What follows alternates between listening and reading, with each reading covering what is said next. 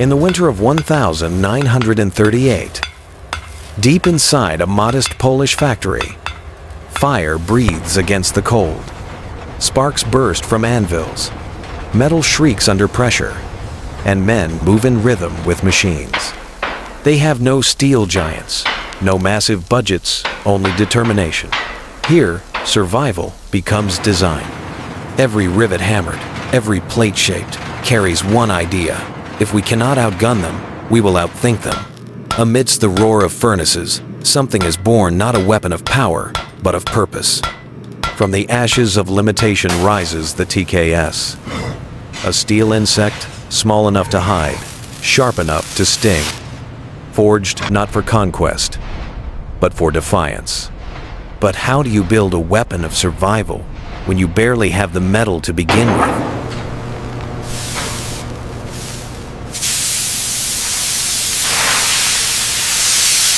In the foundries of Warsaw, steel flows like liquid sunlight. But this is not the armor of empires. It is thinner, lighter, humbler. Polish metallurgists, starved of heavy alloys, reinvent the process. They temper each sheet at variable heat, folding and refolding it until flexibility replaces mass. Under the hammer's roar, engineers sculpt a new kind of defense. Not brute resistance, but clever geometry. Slanted plates deflect what they cannot absorb. The metal cools, carrying inside it a silent philosophy: when strength cannot be found, it must be created. Yet even the strongest metal is useless without motion. What gives these shells a heartbeat?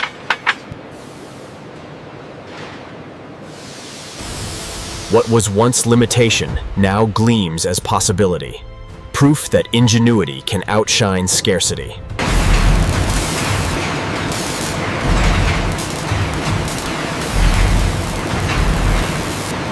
At the Ursus plant, the sound of pistons and sparks fills the air. Mechanics crouch over narrow frames, assembling them by hand, guided more by instinct than blueprint. Each chassis is small enough to vanish behind a wall, light enough to be lifted by a crane meant for cars. The Fiat 122 engine hums like a restrained heartbeat, weak alone, unstoppable in motion. The suspension is crude but ingenious, able to glide over mud and debris that would trap heavier tanks. The workers call it the insect because it crawls, hides, and survives. To them, every nut and bolt is an act of resistance. What rises from their benches is not just a vehicle, it is an idea. That precision, not size, determines who lasts longer in war. But a body means nothing without a voice, and this machine was about to find its roar.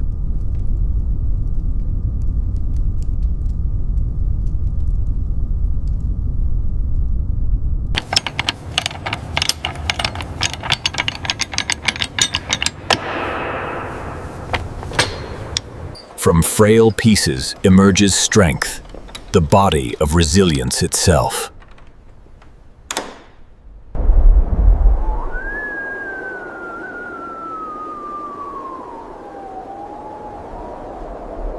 Inside a dim-lit workshop, a single gun barrel glows faintly blue. The old machine gun is replaced by something far deadlier, a 20mm FKA autocannon. Its design is compact, almost delicate, but it spits 5 rounds in less than a second. Technicians adjust the recoil springs, align the sights by candlelight. The test fire shakes the walls. The casing flies, hot and spent, onto the concrete floor. What was once a scout becomes a hunter. In this moment, the TKS earns its voice sharp, precise, and unafraid. Still, a weapon untested is only theory. And the true test waits in the dust. Oh my God.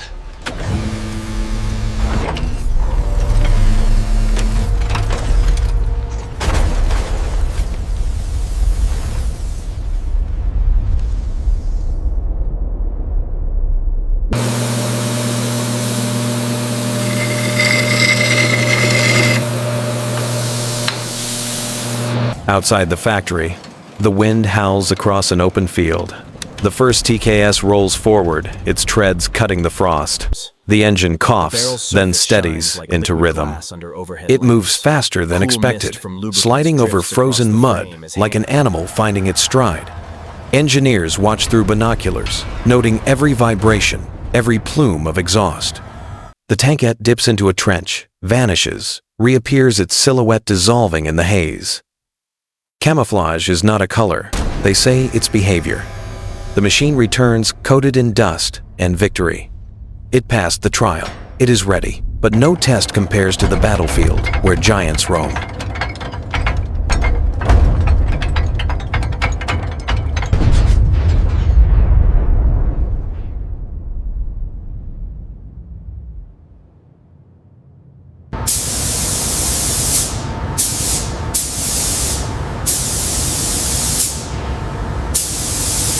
September 1939, the world ignites. Columns of panzer tanks roar through Poland.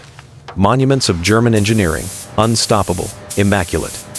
And yet, in a forgotten crossroads, one Polish tankette waits, its gun aimed, its heart steady. The giant rolls closer. The hunter does not move.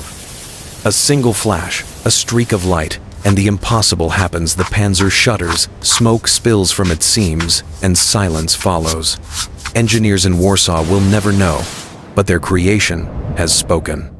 The principles forged in fire now echo across the battlefield. Speed over mass, stealth over presence, precision over arrogance.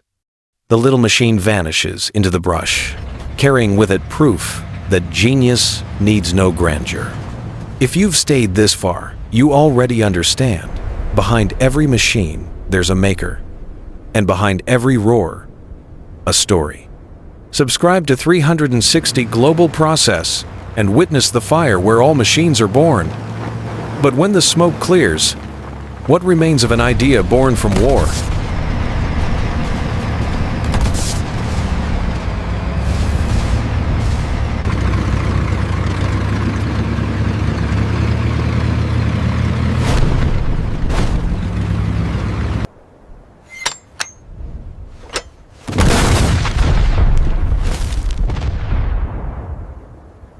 War ends, but ideas endure. The philosophy behind TKS, the art of doing more with less, becomes a doctrine for the future. From the M113 armored carrier to the Humvee and even modern drones, its spirit lives on. Factories across the world now build in its image, compact, modular, efficient. The insect's DNA has spread through the machines of modern war. Engineers speak of optimization, stealth, adaptability, but these are just new words for old wisdom. The TKS was not built to conquer. It was built to remind the world that intelligence can be engineered and that survival too can be designed. But time never forgets the fire that started it all, and steel never forgets its maker.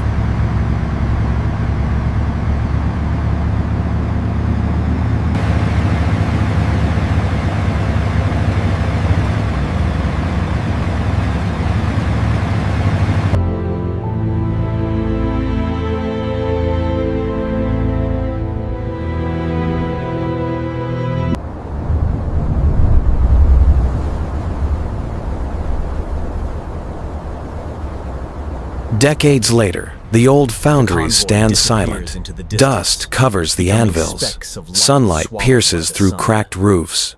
Yet, if you listen closely, you can still hear the echo of hammers, the rhythm of invention.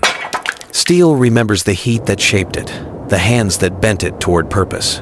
Somewhere, beneath layers of rust and time, the TKS still breathes in history's quiet corners.